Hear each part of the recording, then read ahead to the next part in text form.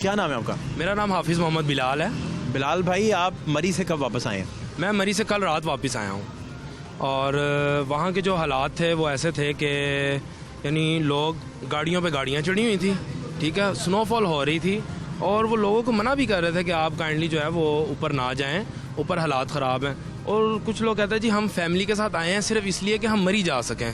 अब आप वो ये देखें कि पहले ही एक तो ट्रैफिक इतनी जाम है, वो स्नोफॉल है, उनको ज़्यादा अंदाज़ा है, जो उधर इदारे काम कर रहे हैं उनको ज़्यादा अंदाज़ा है या आपको या मुझे ज़्यादा अंदाज़ा है। ज़ाहिरी बात है वो एक चीज़ वहाँ पे टाइम गुजार रहे हैं, उनको ज़्यादा पता है। अब वो लोग जो हैं वो उस चीज़ से बाज नहीं आ रहे थे। चलें ठीक है, वो चले भी गए, कोई मसला नहीं हुआ।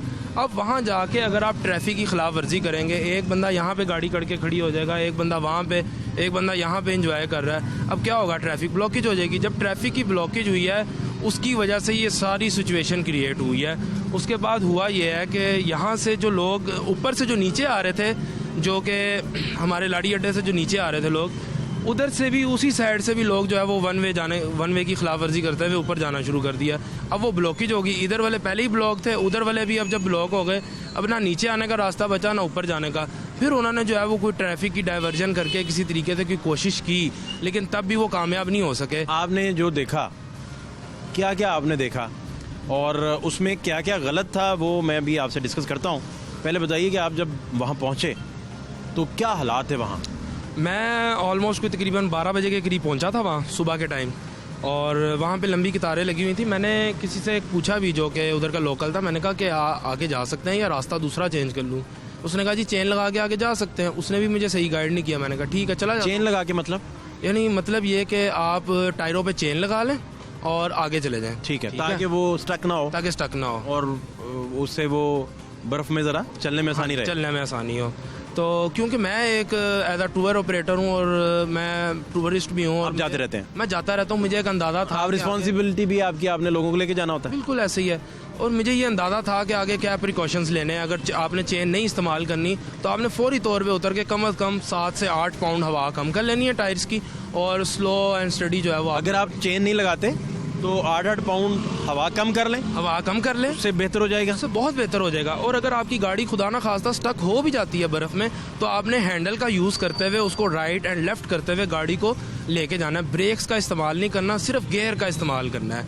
आपकी गाड़ी को कभी कोई नुकसान नहीं। इसका मतलब आप कह रहे हैं कि बहुत बड़ा फन और आर्ट है बर्फ में गाड़ी चलाना। बिल्कुल, बहुत बड़ा। इसके लिए सबसे ज़्यादा ज़रूरी है कि आप ब्रेक का इस्तेमाल ना करें, ब्रेक का इस्तेमाल ना, गियर के साथ आप, बिल्कुल, और स्टीयरिंग की बुनियाद पे उसको राइट एंड लेफ्ट, जब आप टायर को राइट एंड लेफ्ट करेंगे ना तो वो बर्फ को नीचे से निकालता जाएगा। ये एक लॉजिक है इसके अंदर। और अगर आपने जंजीरें नहीं लगाई, चेन्स यानी टायर के साथ नहीं लगाई, तो आपको 8-8 पाउंड हवा हर व्हील में से कम करना होगी। सब व्हील में से कम कर लेंगे। उसका फिनोमिना ये है कि जैसे ही आप हवा कम करेंगे तो टायर थोड़ा फैल जाएगा, जैसे ही वो फैलेगा उसकी ग्रिप ज़्यादा आ जाएगी, गाड़ी का लोड आएगा उस पर और उसकी ग्रिप बन जाएगी। तो उसके ऊपर, उस बिना पे जो है वो गाड़ी जो है किसी ना किसी हद तक जो है वो हमें मदद दे सकती है। यानी तकरीबन 60 to 70% हम सिक्योर कर लेते हैं इस तरीके से, अगर आपके पास चेंज नहीं है। और मैंने जो वहाँ पे देखा वो ये था, मैंने हालांकि किया भी ये चीज़, मैंने उनको लोगों को कहा भी, मैंने कहा अगर आप चलें जा ही रहे हैं ऊपर, कम से कम इसको हवा वगैरह कम कर लें। कहते नहीं जी कोई मसला नहीं है, हम इस तरह ही चले जाएंगे, कुछ नहीं होता। कितनी तादाद जो आपकी नज़र से गुजरी उस वक्त थी, और ये आप कल रात वापस आए हैं? हाँ जी, कल रात वापस आया हूँ, और ये परसों से लाइन्स थी। ये जब मैंने वहाँ से वापस गाड़ी मोड़ी है तो मैंने एग्जैक्ट मीटर के ऊपर नोट किया था, वो ऑलमोस्ट 20 किलोमीटर्स की लंबी लाइन थी, 20 किलोमीटर्स की, जो सिर्फ ऊपर जा रहे थे। और उसके अंदर जो सबसे बड़ी हमाकत जो लोगों से हुई है वो ये हुई है, उन्होंने जब देखा कि अच्छा ट्रैफिक जाम है, गाड़ी नहीं जा सकती, कोई मसला नहीं है, उन्होंने गाड़ियाँ वहाँ छोड़ी और वो पहाड़ों के ज़रिए पैदल चलते हुए ऊपर जाना शुरू कर दिया। उससे भी और ज़्यादा काम ख़राब हुआ। वो तो फिर खुल ही नहीं सकती, बिल्कुल भी नहीं। एक गाड़ी भी आगे आ गई तो बात खत्म हो, ब्लॉकेज आ गई। वो वहीं पे खड़ी। कोई ब्लॉकेज हटाए तो आगे चले ना, ब्लॉकेज हटाएगा तो आगे चलेगा। अब वो ये चीज़ समझ नहीं रहे थे। उनको पुलिस वालों ने बहरहाल कहा, और उसके बाद होटल्स वालों ने कि खुदा के वास्ते आप ये गाड़ी और ये चीज़ हटा लें, जैसे जैसे ऊपर से बर्फबारी या पानी आता जाएगा आपकी गाड़ी ऑटोमेटिकली स्लिप होकर दरमियान में आ जाएगी। और ऐसा होता है। कितनी आपने उधर बर्फबारी कितनी देखी आपने? मैंने, और ये मामूल से कितनी ज़्यादा थी? मामूल से बहुत ज़्यादा थी, कई गुना ज़्यादा थी ये मामूल से। इतनी मामूल में मैंने कभी नहीं देखी मरी के अंदर कि कभी इस तरह की कोई ऐसी आफत आई हो। ख़ास तौर पे उसके साथ विंड बहुत ज़्यादा थी जिसकी वजह से ये मसला आ रहा था।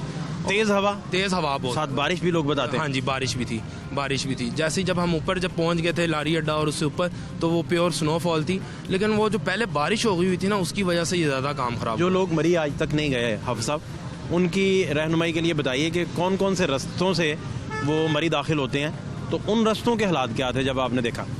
अच्छा, मरी जाने के लिए एक तो रास्ता आता है, आप एबटाबाद वाली साइड से आ जाएं, जो कि नथिया गली की साइड से आता है। एक आता है मरी रोड, ठीक है, जो कि 12 को से हम एक चली जाती है, राइट साइड पे जाएंगे तो मरी एक्सप्रेस वे आ जाएगी, और लेफ्ट साइड से ऊपर चले जाएंगे तो मरी रोड आ जाएगी।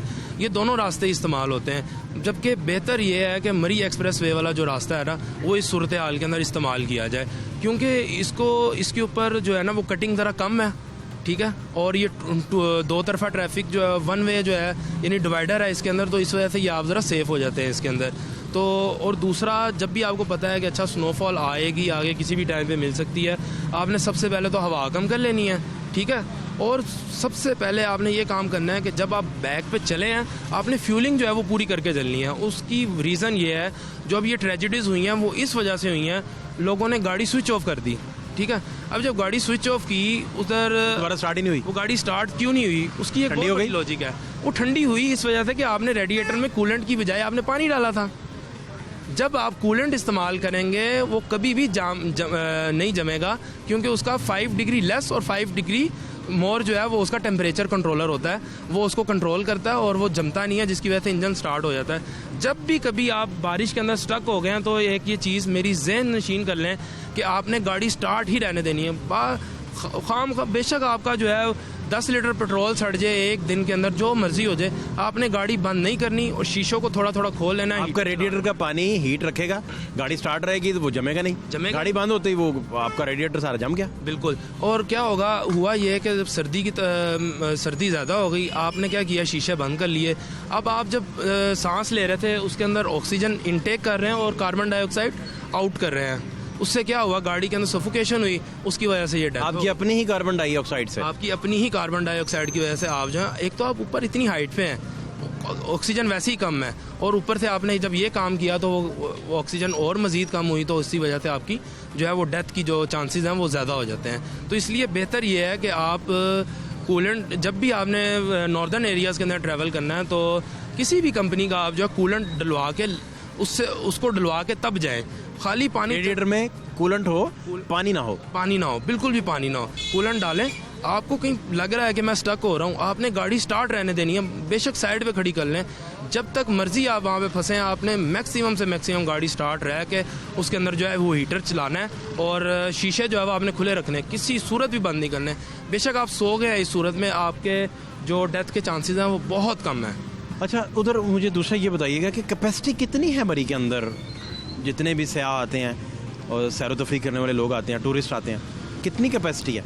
और उसमें आप ये जितनी बातें बता रहे थे, ये आप बता रहे थे जो फ़राइज़ अवाम के थे, और सफ़र करने से पहले किन SOPs का ख्याल करना चाहिए, बिल्कुल, और फोरकास्ट देख के, वेदर फोरकास्ट वगैरह वगैरह। अब मुझे ये बताइए कि गवर्नमेंट के एंड पे आप क्या समझते हैं, कहाँ किन किन लेयर्स का ना होना इस सानेहे का बायस बना, और इन सानेहात को क्या रोका भी जा सकता था? गवर्नमेंट एंड पे पहले बताइए क्या मसला था।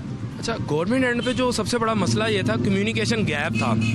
जो ऊपर हमारे पुलिस अफसरान थे और जो नीचे टूल प्लाजा के ऊपर जो अमला बैठा हुआ था, या जो पुलिस अफसरान थे, उनके अंदर कम्युनिकेशन गैप ये था कि आप नीचे टूल प्लाजा वाले से पूछ लें कि क्या ऊपर जाया जा सकता है, हमें नहीं पता। वो ही नोज नथिंग, उस लम्हे उसे कुछ नहीं पता, कुछ भी नहीं पता, ना उसे कम्युनिकेट किया गया हुआ है, ना उसे कम्युनिकेट किया गया, जबकि ये बहुत बड़ी आप कह रहे हैं कि ये 3 दिन ओपन सर्कस छोड़ दी गई इंतजामिया की तरफ से। बिल्कुल। और ऊपर जाके आप ये देखें, आपने जब टैंकी से पानी खोला है, आप उसको उसी वक्त जहाँ से टैंकी से निकल रहा है वहाँ वाल लगा के रोक लेंगे, ज़्यादा बेहतर है, या जब वो बाहर चला जाएगा नलकों में या कमरों में चला गया, वहाँ गिरना शुरू हुआ, वहाँ जाके रोकना ज़्यादा बेहतर है। जहाँ से चीज़ निकल रही है या जहाँ से चीज़ जा रही है, वहाँ से अगर आप रोकेंगे तो आप उसके ऊपर काबू पा सकते हैं। अब वो ऊपर चले गए, अब वो पुलिस वाले, मैं उनको कहता हूँ कि इतनी ठंड के अंदर वो भीग रहे हैं, खराज तहसीन पेश करना चाहिए कि लोग उनके गिरेबान पकड़ रहे थे कि हमें आप ऊपर जाने दें, हम तो बड़ी दूर से आए हैं। आपने ये खुद देखा? मैंने खुद देखा। क्या हुआ, ये वाकया क्या हुआ? ये वाकया था कि एक गाड़ी थी, वो मेरे से आगे थी, उसको पुलिस वाले ने कहा कि आप ऊपर नहीं जा सकते, तो उसने बदतमीजी में आके, लहजे में आके ये कहा कि तुम कौन होते हो मुझे रोकने वाले? उसने कहा सर मैं आपका फ़ायदा चाह रहा हूँ। उसने कहा तुम्हारे फ़ायदे का मुझे ज़रूरत नहीं है, मैं जाना चाहता हूँ, मुझे जाने दो। वो पुलिस वाले फिर लिटरली वो गुस्से हुए और उन्होंने कहा यार आप हमारी हालत के ऊपर तो तरस खा लें कि हम इतनी बर्फ़बारी और बारिश के अंदर आपके लिए जो है वो हम खड़े हुए हैं यहाँ पे और आप हमारी बात नहीं मान रहे।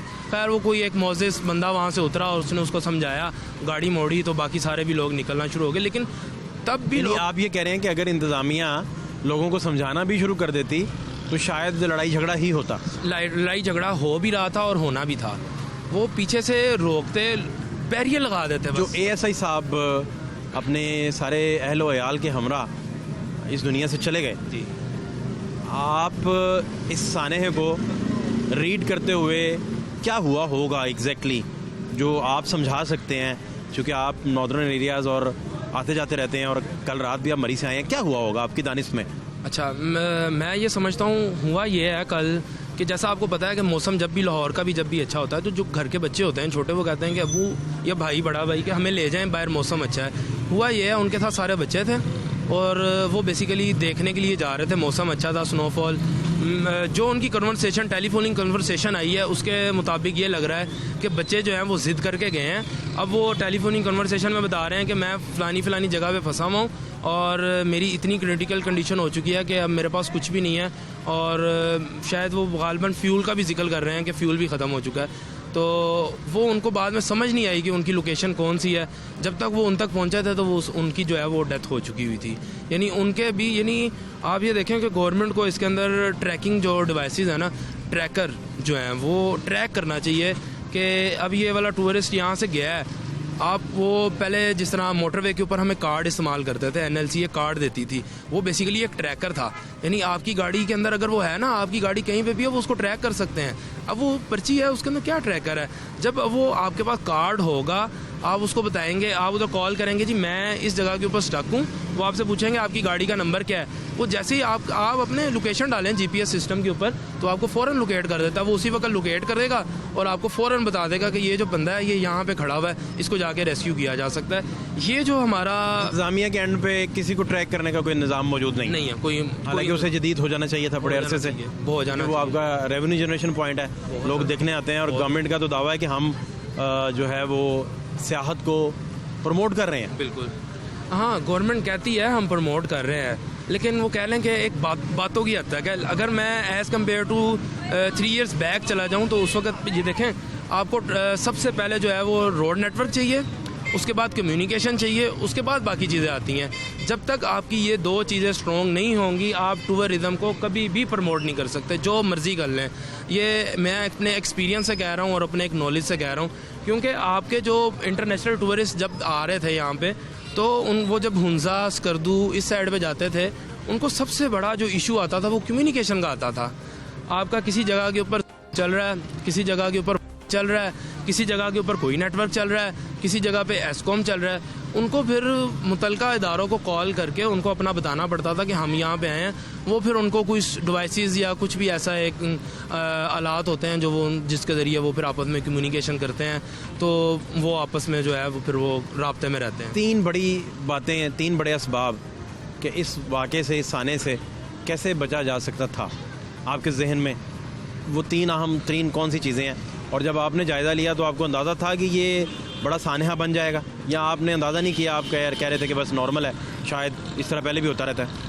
हाँ, मैं जब ये ऊपर गया हूँ तो मेरे पीछे से जिस तरीके से ट्रैफिक आ रही थी और जिस तरीके से लोग वहाँ पे खड़े हुए थे, मैंने उसी वक्त अंदाज़ा लगा लिया था। जब वो पुलिस वाले सामने खड़े होकर भी मुझे कह रहे थे, मैंने उनसे पूछा कि आगे क्या सूरत हाल है, आगे जाया जा सकता है, क्या फ़ासला है। मैंने सारी की सारी इन्फॉर्मेशन ली, मैंने लोगों को गाइड किया कि आप काइंडली आगे ना जाएं, आगे बहुत बुरी सूरत हाल है। हाँ, आप थे वहाँ, यू टर्न का कोई चांस था? मैं, अल्लाह का शुक्र है कि कह लें कि मेरी खुशकिस्मती थी कि मैं बिल्कुल लारी अड्डा चौक पे पहुंच के मैंने गाड़ी खड़ी की थी लेफ्ट साइड पे, और मैंने पुलिस वाले से कम्युनिकेट। वो यू टर्न है? बिल्कुल यू टर्न है। अगर वो यू टर्न आप ना लेते तो? अगर मैं वो यू टर्न ना लेता और मैं थोड़ा सा भी आगे निकल जाता तो शायद मैं आज यहाँ पे ना होता, मैं वहीं पे किसी तरह स्टक होता या ऊपर होता कहीं पे भी। एक यू टर्न ने आपकी ज़िंदगी महफूज रखी?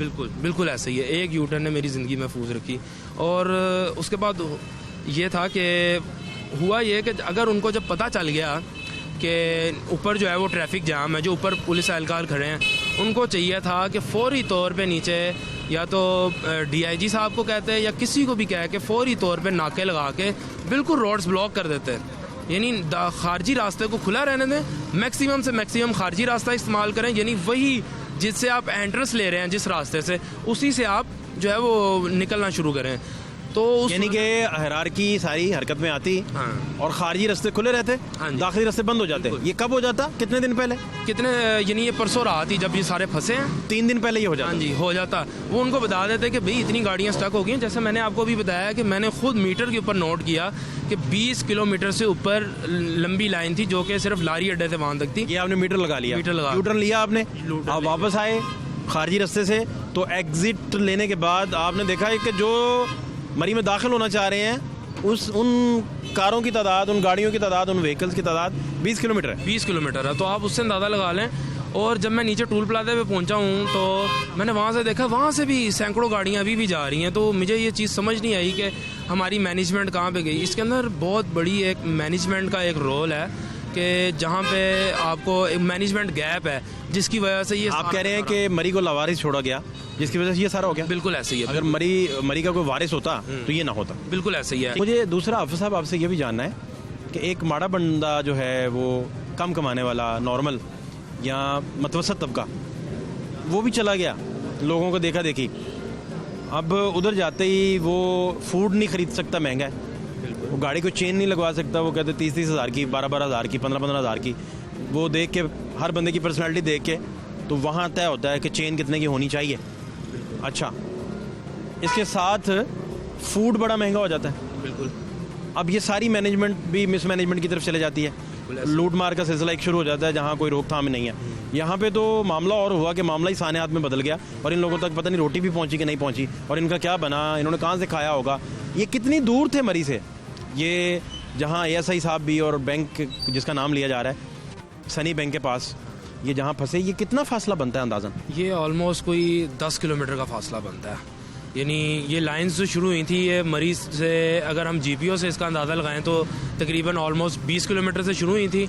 और अगर हम ऊपर मरी से नीचे उतरें, इस साइड पे जीका गली चले जाएं और उस साइड पे हम नथिया गली चले जाएं, तो उन दोनों एंड्स को भी अगर हम मिलाएं तो 5 किलोमीटर से 8 किलोमीटर इस साइड पे थी।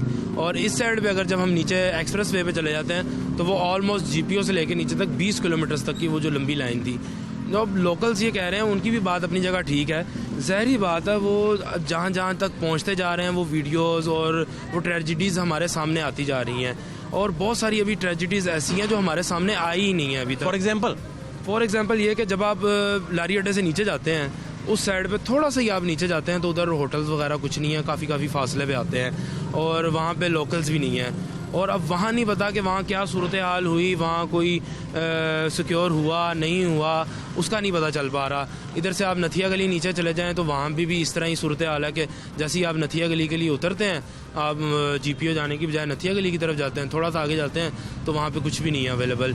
यानी गवर्नमेंट को कम अज़ कम मैं ये समझता हूँ कि जिस तरह मोटरवे के ऊपर उन्होंने एमरजेंसी बूथ लगाए हुए हैं जिस पे आप कॉल करते हैं 130 जो है उस पर आप कॉल करते हैं कि मैं इस साइड पे हूँ, मैं इस जगह पे खड़ा हूँ, उनको फ़ौरन पता चल जाता है क्योंकि जैसे ही आप कॉल करते हैं उनको फ़ौरन पता चल जाता है इस लोकेशन से ये कॉल। मरी में कोई गाड़ी दाखिल हो या कोई फंस जाए या कोई आफत का मामला बन जाए, कोई मुसीबत बन जाए, तो कोई उस पर ट्रैकर नहीं है, कोई ट्रैकर नहीं है। गवर्नमेंट को इसके ऊपर जो है वो एयर एम्बुलेंस सिस्टम जो है वो शुरू करना चाहिए। जिस तरह हम इंटरनेशनल टूरिस्ट या हमारे कोई भी जाना चाहता है K2 बेस कैंप या K2 को सर करने के लिए जाते हैं तो उसके लिए हम रजिस्ट्रेशन करवाते हैं और उसके बाद अगर आपको कोई खुदा ना खास्ता कोई भी मसले मसाइल आ जाते हैं, ट्रैकर लगा होता है, वो आपको वॉकी टॉकी दी होती है, साथ ट्रैकर होता है, GPS, वो सारी चीज़ें जो है वो आर्मी जो है वो प्रोवाइड करती है। ठीक है, वो उस सूरत में प्रोवाइड करती है जब आप उससे मांगते हैं। इस सूरत हाल के अंदर आर्मी और रेंजर्स नहीं आ सकती थी, वो इस वजह से कि आर्मी और रेंजर्स उस वक्त आएगी जब तलब करेंगे, जब गवर्नमेंट जो है इंतजामिया के अंडर है ना सारा। बिल्कुल, वो अंडर है गवर्नर के या उसके वजीर आला के। जैसे ही वो एक आर्टिकल है जिसको वो यूज़ करते हैं, उसके ऑर्डर जैसे ही वो जारी होता है, वो जो है इंतजामी उमूर जो है वो उसके पास आ जाते हैं। वो जब तक नहीं आएंगे वो तो ज़ाहिरी बात है वो अंदर रहेंगे। आपको हम सबको अपनी जिम्मेदारी ये समझनी चाहिए थी कि जब वो कह रहे हैं कि आप यहाँ से यू टर्न ले लें, आगे मसाइल पैदा हो रहे हैं, तो वो किसी वजह से कह रहे हैं, उनका तो कोई भला नहीं हो रहा, या उनके कोई आगे क्या कहते हैं गेस्ट हाउसेज हों जिसके अंदर उनके कमीशन मिलने हों, तो बंदा सोचता भी है, वो एक ड्यूटी दे रहे हैं, गीले हो रहे हैं और वो आपसे रिक्वेस्ट कर रहे हैं कि काइंडली आप यहाँ से वापस चले जाएँ। अगर ट्रैकिंग का निज़ाम मौजूद हो, एयर एम्बुलेंस सर्विस मौजूद हो और इसके साथ ये बद इंतज़ामी ना हो कि आपके कैपेसिटी आपके पास 20,000 की नहीं है और अंदर 2 लाख बंदा इकट्ठा हो जाए, तो ये सारी चीज़ें अगर मद्देनज़र रखी जाएँ, रिव्यू की जाएँ, तो इस तरह बचा जा सकता है इंसानियत से। बचा जा सकता है, जबकि उधर पार्किंग की जो सूरत हाल है वो कैपेसिटी है 5,000 व्हीकल्स की, ठीक है। और आप इससे बच इस सूरत में सकते हैं कि जैसे आप देखें कि जब भी कभी कोई रोड कंस्ट्रक्शन होती है या कुछ भी हम डाइवर्जन्स देते हैं, ट्रैफिक के अंदर खलल आता है। जो ट्रैफिक अगर पर मिनट जो है वो 5,000 गाड़ी गुजर रही है, तो हो सकता है 2 मिनट्स के अंदर 5,000 गाड़ी जो है वो वहाँ से उतने वे के अंदर वो पास आउट हो। हम इसको जो है वो एक ऐसा निज़ाम बना सकते हैं इसके अंदर कि हम यू टर्न्स की जो तादाद है वो ज़्यादा कर सकते हैं। अच्छा, दूसरा उधर क्योंकि सड़कें सारी वन वे हैं, वन वे सड़कें तो आप अपनी लेन में रह जाते हैं। अब वन वे वायलेशन कितनी आपने देखी वहाँ? वन वे वायलेशन जो है ना वो होती है सबसे ज़्यादा मरी रोड पे। बच्चों को इन इलाकों में ले जाने को आप क्या रिकमेंड करते हैं? बच्चों को इन इलाकों में लेके जाने से रोक तो नहीं सकते, लेकिन आप इसकी प्रिकॉशंस इस तरीके से कर सकते हैं जिस तरह मैंने आपको बताया कि मोटरवे के ऊपर जो पहला कार्ड दिया जाता था इसकी जगह FWO की तरफ से, वो एक बेसिकली ट्रैकर है। सारी बात है, अगर वो आपकी गाड़ी जहाँ से एंटर हुई है, जहाँ एग्जिट कर रही है, उन्होंने रास्ते में कितना टाइम कहाँ कहाँ स्पेंड किया, ये सारा कुछ वो बताता है बाकायदा तौर पर। जब आप वो कार्ड इशू करेंगे ना, तो आपको कहीं भी गाड़ी स्टक हो गई है, आपने कॉल करनी है और वो आपसे पूछेंगे आपकी गाड़ी का नंबर क्या है। जैसे ही वो गाड़ी का नंबर अपने सिस्टम में सिर्फ ऐड करेंगे और वो ट्रैकर ऑटोमेटिकली उसको लोकेट करेगा, आपकी एयर एम्बुलेंस या किसी भी तरीके से आप उस तक पहुंचेंगे, उसको रेस्क्यू करेंगे। ज़्यादा से ज़्यादा आप 1 घंटे नहीं तो 2 घंटे में उसको रेस्क्यू कर लेंगे। और तीसरी सबसे बड़ी अहम चीज़ ये मैं कहूँगा कि जब आप फंस गए हैं, चलें बच्चों को ले गए हैं, कोई इशू नहीं है, अल्लाह ताला खैर खैरियत रखे, उस टाइम आप गाड़ी को किसी सूरत बंद ना करें। बेशक जितना मर्जी फ्यूल है, खैर है आपका 5 घंटे के अंदर फ्यूल हो गया ख़त्म, कोई मसला नहीं है, लेकिन आप वो 5 घंटे किसी तरीके से जो है वो अपने गुजारें, उसके अंदर किसी तरीके से रब्ता करने की कोशिश करें, कुछ सोचें आसपास। यहाँ तो लोगों ने बड़े व्हाट्सएप मैसेजेस किए, बड़े रब्ते किए, कई दिन कुछ ना हुआ। हाँ, वो गाड़ी बंद करके बैठ गए थे। उन्होंने सबसे बड़ी गलती ये की है कि वो गाड़ी बंद करके बैठ गए थे। बहुत शुक्रिया, थैंक यू।